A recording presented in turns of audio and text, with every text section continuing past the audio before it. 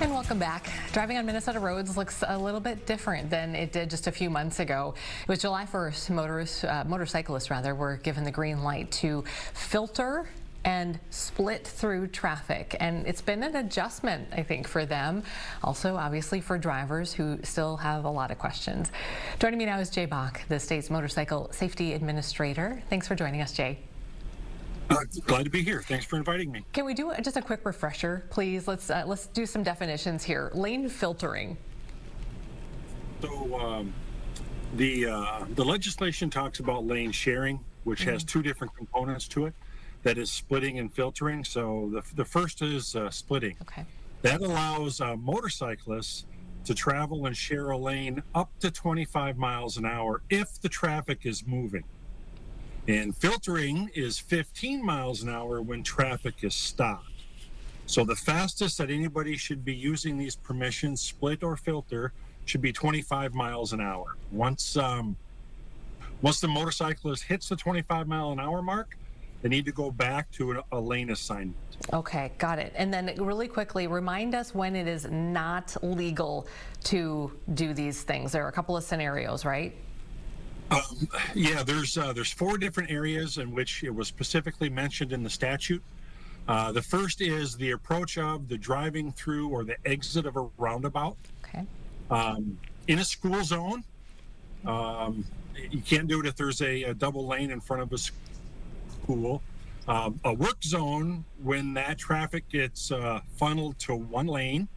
And then lastly, when you have an on-ramp where they've got queued traffic, during busy times, they go side by side, and we didn't want a motorcycle going between those lanes. But the good news with that is there's often a high occupancy lane that a motorcycle can use. So take advantage of that. Oh, for sure. Okay. So first of all, I guess, what has the reaction been so far? I mean, have people been contacting your office? You've kind of been a front person for this as far as the state is concerned. What have people said?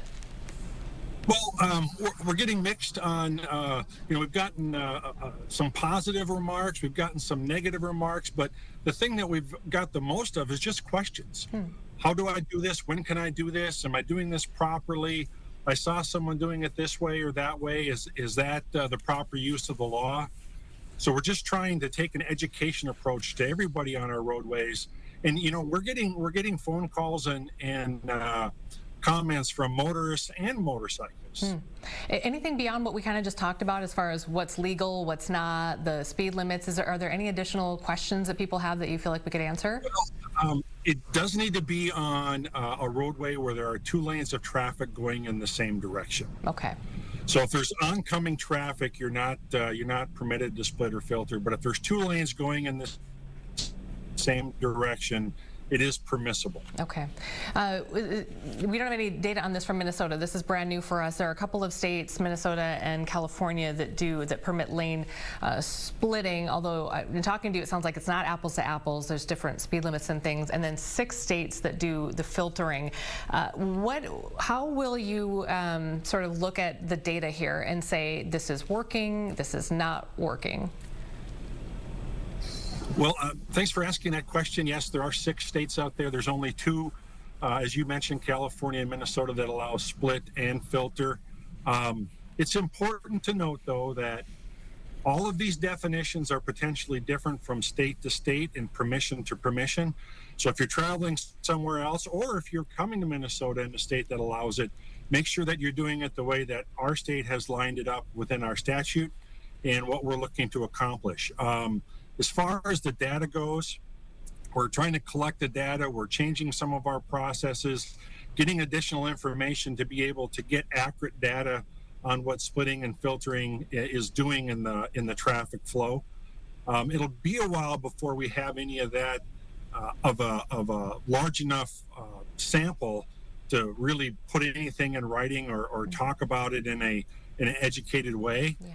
But we need to start somewhere, and that's where we're starting. Yeah, and just, you and I talked yesterday, just to let people know, unrelated really directly even to what we're talking about here, but just generally speaking, the number of motorcycle deaths is something that your office tracks here in Minnesota. And I've got the numbers here, but if you wanted to just share those, and if you don't have them at the top of your head, I can also rattle these off too. So far this year we've had 48 fatalities on motorcycles. That's sad news. That's something we take seriously, something we want to try to correct and find ways to lower that number.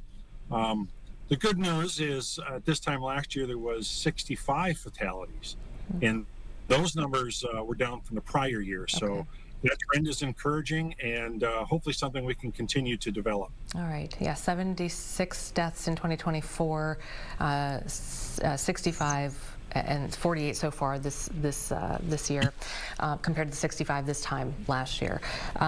We really appreciate you coming on. I know there's not like a lot of data that you guys have yet, but really we just wanted to check in and see what reaction has been like, because you're probably going to hear from most of the people here. So thanks for your time today. Appreciate it, Jay.